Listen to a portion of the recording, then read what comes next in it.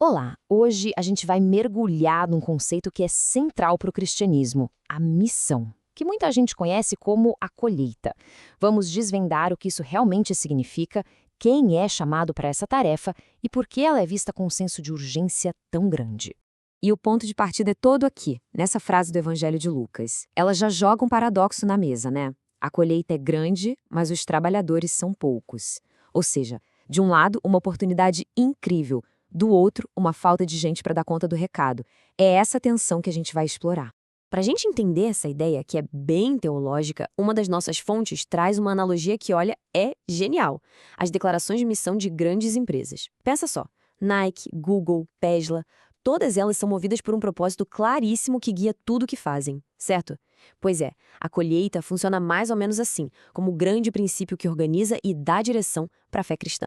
Então, nosso roteiro vai ser o seguinte: a gente vai olhar para o propósito da missão, para a urgência dela, quem são esses trabalhadores, qual a mentalidade necessária e, por fim, o que está em jogo nisso tudo.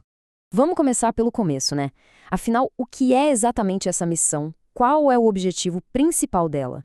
A base da missão, segundo as fontes, é essa: buscar e salvar os perdidos. Só que o pulo do gato está aqui. Não é uma coisa que acontece uma vez e pronto. Ser salvo está diretamente ligado a ser enviado para salvar outras pessoas. É como um ciclo contínuo, sabe?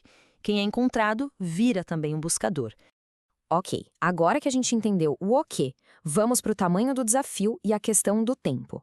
Por que aquela parte que diz os trabalhadores são poucos é tão importante? A metáfora da colheita é muito forte, porque ela não fala de falta, pelo contrário, fala de abundância, de coisa transbordando. Imagina um campo enorme, maduro, prontinho para ser colhido. A oportunidade é gigante, mas o tempo está correndo. O verdadeiro problema não é que não tem o que colher, é que falta gente para botar a mão na massa antes que tudo se perca. E essa urgência, olha, não é só teoria, não. O pessoal vive isso com uma intensidade. Dá uma olhada nessa citação de um fórum online, por exemplo. O uso de palavras como soldados, uma colheita atrasada, isso mostra a paixão, a emoção que essa ideia desperta. Fica claro que, para muita gente, isso não é uma tarefa qualquer. É um chamado para agir. E para agir agora. O que nos leva a uma pergunta bem fundamental. Quem são exatamente essas pessoas que precisam fazer esse trabalho? A resposta pode ser bem surpreendente. A análise de Lucas 10 revela uma coisa que na época era bem radical. Todo mundo conhece os 12 apóstolos, né? A tropa de elite. Mas Jesus também envia um outro grupo bem maior, os 72, que são pessoas anônimas, gente comum. E o detalhe mais incrível, eles recebem exatamente a mesma missão. A mensagem aqui é inconfundível.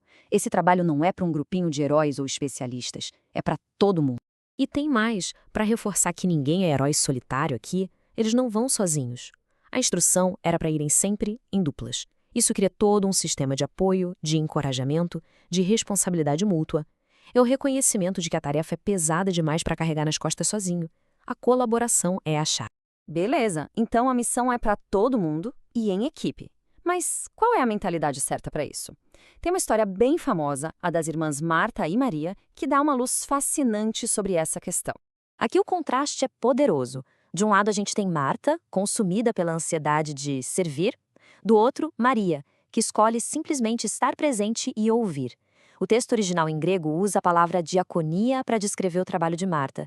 Isso é interessante porque se refere a um serviço ativo, quase frenético, sabe? A atitude da Maria não é preguiça, de jeito nenhum.